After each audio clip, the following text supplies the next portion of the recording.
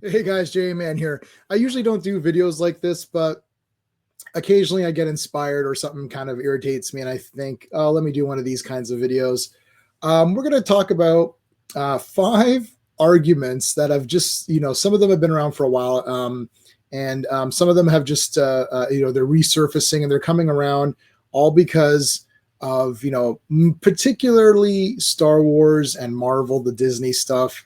And these are sort of the arguments against, there's the gatekeepers and all of this stuff, but this is the arguments that sometimes people throw back. So we're going to go through five of them, and it's not going to be it happened in comics. I already used that in another video. I hate that argument. It happened in the comics or whatever, but we're not going to discuss that one. But I do want to discuss five other ones. First off, just a general thing, which I'm going to call random ratings.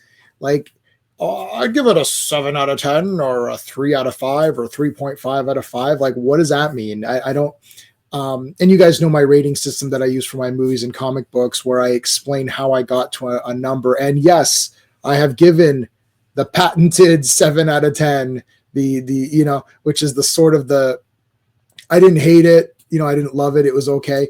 And some things are okay. I do like nuanced critiques.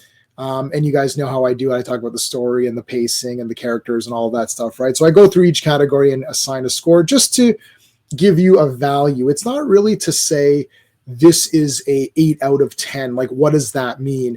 If you talk to me in my real life and you just say, hey, Jay, do you recommend this movie?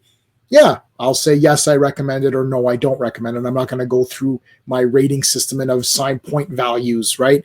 That's not how people talk in the real world. The only reason I do that system is so that the viewer can gauge the good and bad of the movie. It's really to talk about the sections of the movie. I like to talk about the story, the artistry, the characters, the pacing of the movie, right? That's really just to give you a breakdown of how I got to my number and what I like and what I dislike about the movie. Ultimately, if you just ask me, should I watch this show or should I watch this movie? Yes or no, that's it. Should you watch Paddington in Peru? Yes, you should. Just watched on the weekend. A lot of fun. There, that's the review. Thumbs up. Siskel and Ebert made it easy. Thumbs up, thumbs down. That's it. Go see it or not. So there you go. But I don't. But what I'm referring to is that there's a lot of people's like, yeah, I'd give it like a 7. It's like, how did you determine that number? A lot of the times it seems fake. It's like they don't want to argue against it. Like, they don't want to give it a bad review, because that's going to mean that they're going to have to face people. And that goes with positive as well. Or if I'm giving everything a 9 or a 10 out of 10, it's like, well, why is this a 10 out of 10? Like, how did you get to that? And I'm not afraid of giving 10 out of 10s. I've given 10 out of 10s many times on comics. It's not like I'm saying there's Watchmen and then there's not Superman the movie and then there's everything else, right? Like, I can give it 10 out of 10 because I'm looking at the movie on its own terms. Like, is Superman the movie a good Superman movie? Well, yeah, it's a great movie, and it's a great entertaining movie that I think most audiences would love. There you go. Star Wars, Empire.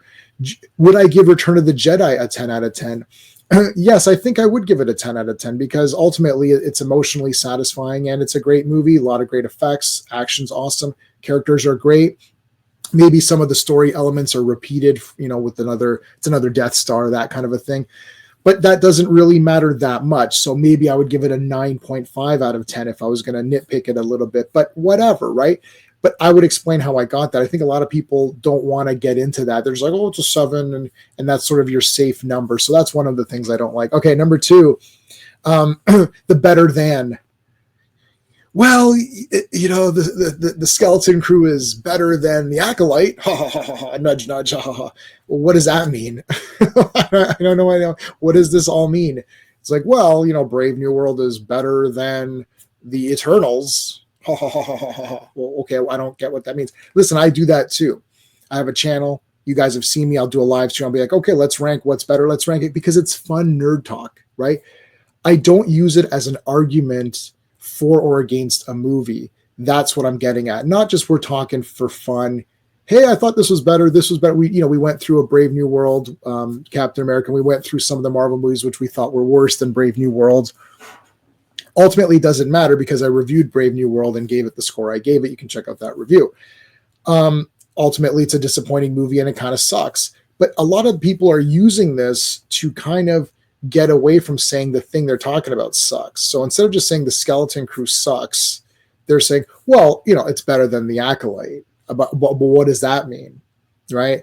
Would I rather get a needle in my arm, or would I rather get a needle in my eye? It's like, well, I guess I'd get one in my arm, but I'm not a big fan of needles. So why am I getting, like, I don't know what this means. Like, do you want a punch in the face or a kick in the nuts? Like, I guess I'll take the punch in the face. I don't,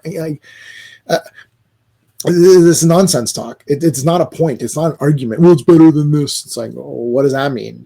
Was it good or not? Like, better than Acolyte, that can apply to everything. Like, everything ever is, any TV show is better than Acolyte. So what are you talking about? It's better than this. It doesn't mean anything. Setting up. See, what you don't understand is that this movie, it's setting up things. What in the hell are you talking about? Setting up what? What did Raiders of the Lost Ark set up? It's nothing. It's a movie. You went and you watched Raiders of the Lost Ark, you ate your popcorn, and you're like, this is the greatest adventure movie I've ever seen. I got to go see that again.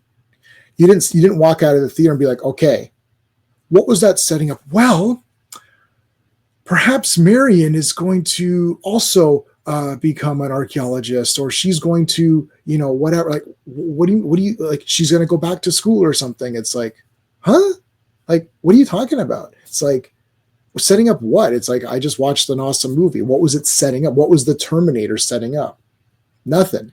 You could say it's set up for a sequel, meaning that you can continue it. Raiders, him and Marion can go on other adventures, right? Terminator, what will the future bring?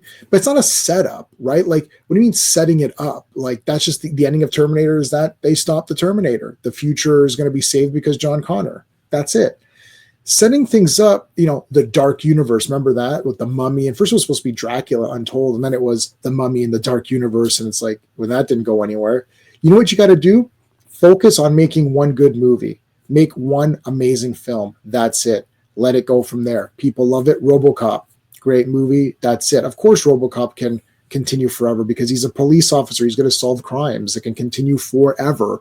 James Bond can go on a million missions. It can go on for, but what do you mean setting it up for the next one? It's like, oh, the Brave New World is setting things up. Well, what is it setting up? Like, if the movie sucks, so there's not going to be a sequel to it, or whatever. So what are you setting up? It's a bad argument to use. Review the movie you're talking about, not what could have happened, or there's a director's cut, or so I could throw that in as a bonus thing. It's like, well, in the director's cut, this happened. Well, I didn't watch that. I watched what you presented me. And then, well, 17 years from now, they're going to do the 17-year anniversary, and they're going to have the director's cut. And then you'll see. It's like, oh, I don't care. I'm watching the thing now. It sucks. It's like, well, and how are they going to fit this? This is the Suicide Squad. They keep saying the Ayer cut. Is it going to make Joker not garbage? Like, I don't understand. Like, Joker's in it, right? And he's the garbage character we saw. So how is that going to be any better? And if you like the Suicide Squad, awesome. What'd you give it? 7 out of 10? Okay. Another thing is, I don't like new things. Now, oh gosh, this always pops its head up. Well, it's just, new stuff, and, well, at least, and here's a better than you. Sometimes you can combine some of these. This is a good combination. You don't like new things. You see the sequels, the sequel trilogy. At least it's better than the prequels, right? It's like, no, it's not. What are you talking about? You don't like new things. It's like, well, what does that mean? I like anything new. When I was a kid watching movies in the 80s, I watched tons of black and white movies. James Cagney is my favorite actor. I love 12 Angry Men, still in my top 10 films of all time, black and white movie. We have tons of Bogart films, tons of Cary Grant movies, tons of Jimmy Stewart. I pretty much like anything Jimmy Stewart's in. I own silent films. I own Bollywood movies. And I was watching silent films when I was a kid in the 80s. And were you saying, well, you only like stuff in the 80s? It's like, I watch anything that's new. I'll watch any movie and give it its fair chance. Like, I want to be entertained by movies and shows. That's why I'm watching them. So that's a very flimsy argument. Maybe it works against some people. It doesn't work against me because I've got almost 4,000 movies, and a lot of them, I've got at least a couple hundred black and white films. Easy. I've got Bollywood movies, tons of Bollywood movies, probably 50, 60 Bollywood movies, right? So, like, don't come in here. You only like new. You don't like new stuff. I like new stuff. right? You know, I liked RRR. That's a new Bollywood movie. It's like you don't like it seems like you don't like stuff outside of American film, right? That's sort of where we're going with this. But anyways, I like new things if they're good. Final kind of point is the who cares. Well, who cares? It's for kids anyways. You know, who cares? Skeleton Crew, that's for kids. So who cares?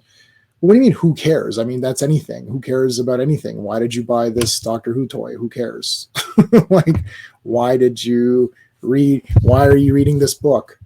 Who cares, right? Like, well, that's anything. Why are you doing anything? Why are you watching this video? Who cares what I say, right? Like, then why are you even involved in anything? Like, just go through life and, you know, buy your groceries and go home and do nothing. Like, I don't understand. We care because we care. We're nerds. We like to talk about this stuff. It's fun to talk about.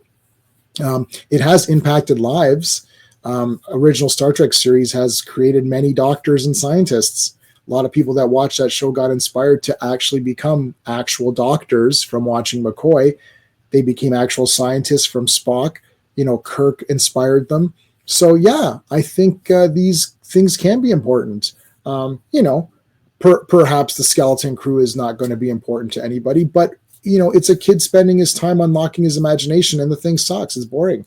So who cares what? What do you mean, who cares? Obviously, someone cares. If you're devoting hours and hours to watch something, I didn't sit there and watch, you know, 8 hours of Acolyte or whatever, and then say, well, who cares? It's like, well, obviously I do, since I just spent 8 hours watching this garbage. So obviously that matters. But yeah, there you go, guys. There are some of the things, some of the arguments that like really go nowhere for me. I think setting it up and better than whatever are my two real big ones for this one. Like, it's better than this. I don't know what that means. Like, well, okay, so what? And it's set. I love setting it up. Oh, it's setting it up for the future. Yeah, but who cares? Like, if this movie's not good, there's not going to be another one. So there you go. All right, guys. Thanks for watching this video. It's just a for fun one. Check out the playlist. Check out some of my playlists and my other stuff. Like, subscribe, all that good stuff. Until next time. Hey friends, you've just been listening to J-Man, and he is the smartest person who ever lived. So make sure you like and subscribe.